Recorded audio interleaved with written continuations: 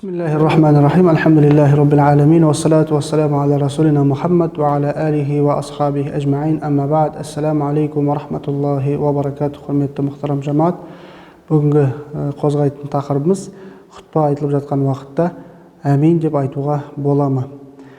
Жалпы хұтпа айтылып жатқан уақытта имамның жасаған дұғасына қосылып жамағаттың әмин сөзін және салауатты дауыстап айтуы харамға жақын мақрух болып есептеледі.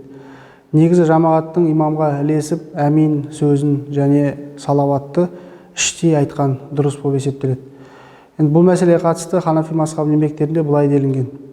Әл-Баққали өзінің Әл-Мұхтасар еңбегінде имам дұға қылып бастаған уақытта жамағатқа қолдарын көтеріп әмин дұғасын дауыстап айтуларына болмайды. Егер олар мұны істесе, күнәһар болады делінген. Дегенмен кейбір ғалымдар олар жаман іс жасаса да күнәһар болмайды деген.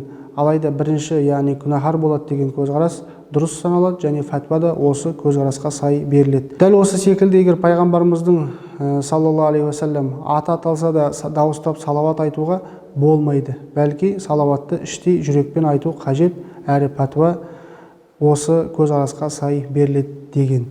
Яғни бұл Раддул Мұхтар кітабының бірінші томы 606 бетінде осылай деп жазылған. Сонымен қатар имам Абу Ханифа мазхабының келесі еңбектерінде тағы былай жазылған. Сондай-ақ ғалымдар хұтпа айтылып жатқан кезде пайғамбарымыздың саллаллаху алейхи уассалам аты естілгенде салауат айту мәселесіне қатысты түрлі көзқарастар білдірілген. Фатхул Қадир еңбегінде келгенде ең дұрыс көзқарас бойынша салауатты іштей айту керек.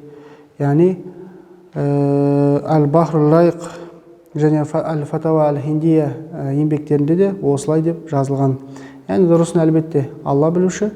Алла Тағала әрқашанда шариғатымызға сай амал етуімізді және Алла Тағала сауап таптыратын істерді молынан жасауды нәсіп етсін. Осындай керісінше күнәға баттыратын және дұрыс емес іс-әрекет жасаудан Алла Тағала баршамызды аман сақтасын. Ва ахиру дағуана анил хамдулиллахи rabbil alamin.